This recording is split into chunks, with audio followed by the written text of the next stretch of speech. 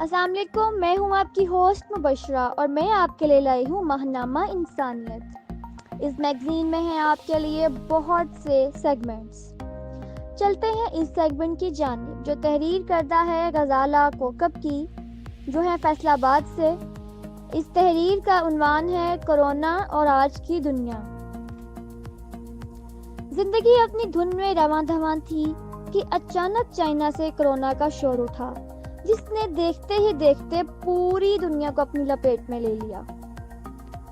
Corona کی دہشتناک اور لرزہ خیز خبریں دلوں کو چیرنے لگیں۔ موت کا راج ہونے لگا۔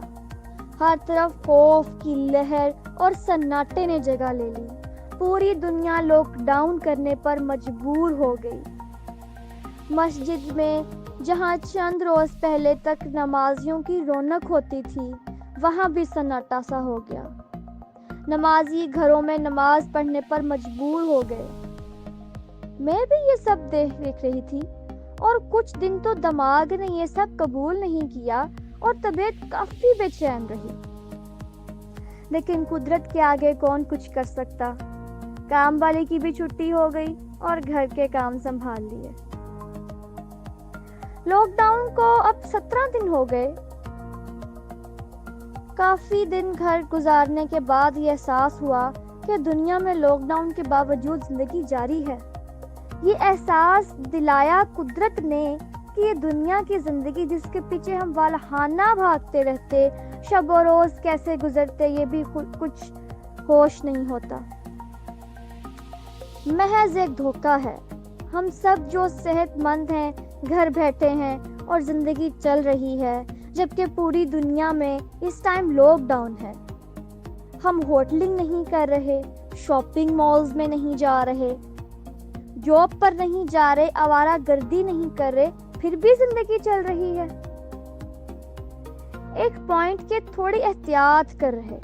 نہیں جناب، ہم اپنے دین پر واپس آ رہے ہیں جو ہمیں درس دیتا ہے کہ صفائی نفس ایمان ہے، جو ایک سادہ زندگی گزارنے کا درس دیتا ہے۔ ایسی شادی کو مقبول کہا گیا جس میں خرچ کم سے کم ہو۔ اسی کرونا لاک ڈاؤن میں بہت سی شادیاں سادگی سے کم خرچ میں سر انجام ہوئیں۔ بے شک قدرت نے مچھر سے بھی بہت چھوٹے کرونا وائرس سے ہمیں اپنے دین کا درس دے دیا ہے۔ ہم سادہ خوراک کھا رہے ہیں۔ ایک اہم نقطہ جو سمجھ میں آیا وہ یہ کہ قدرتی زندگی بحال ہے، اس میں کوئی فرق نہیں آیا۔ فرق پڑا تو ہماری مصنوعی زندگی میں پڑا جو ہم نے خود سے ڈیولپ کر لی تھی۔ دریا ویسے ہی بہہ رہے ہیں، سمندر اپنے پورے وقار میں ہے، گائے دودھ دے رہی ہے، مرغیاں انڈے دے رہی ہیں،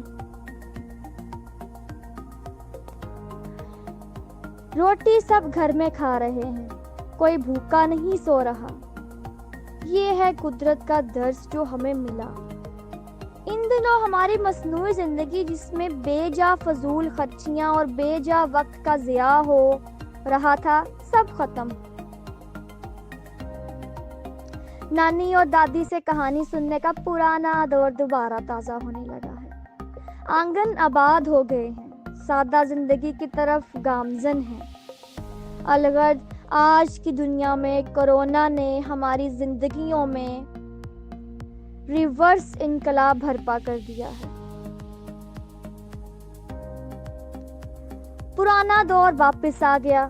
کام والی گھر نہیں آ رہی، لیکن گھر کے سارے کام ہو رہے ہیں کیونکہ مائیں گھر پر ہیں، بچوں کو ٹائم مل رہا ہے۔ گھر میں عبادت کا اہتمام خاص کر دیا گیا ہے۔ صفائی پر دھیان سب سے زیادہ ہے، یعنی نصف ایمان عبادت کے ساتھ پورا کرنے کی کوشش ہے۔ باوضو رہنے کو فوقیت دی جا رہی ہے۔ آج کی دنیا میں قدرت نے کرونا کے ذریعے زندگی کو صحیح درس دے دیا۔ مودی کہہ چکا اللہ رحمان و رحیم ہے اور رسول صلی اللہ علیہ وآلہ وسلم امن کے سفیر ہیں۔ ٹرمپ قرآن پاک کی تلاوت سن چکا، اسکارف کو لازم کر دیا۔ برطانیہ میں 50 سال کے بعد اذان دے دی گئی۔ آدھے سے زیادہ یورپ سجدہ توبہ کر چکا۔ اٹلی کا وزیر اعظم کہہ چکا کہ سب وسائل ہونے کے باوجود وہ بے بس ہے اور آسمانی مدد کا منتظر ہے۔ سائنس، انسانی عقل اور جدید ٹیکنالوجی سب نے قدرت کے آگے اپنے گھٹنے ٹیک دیے ہیں۔ انسانیت اپنے خالق کی طرف متوجہ ہے۔ تیل کے کنووں کے مالک بے بس بیٹھے ہیں۔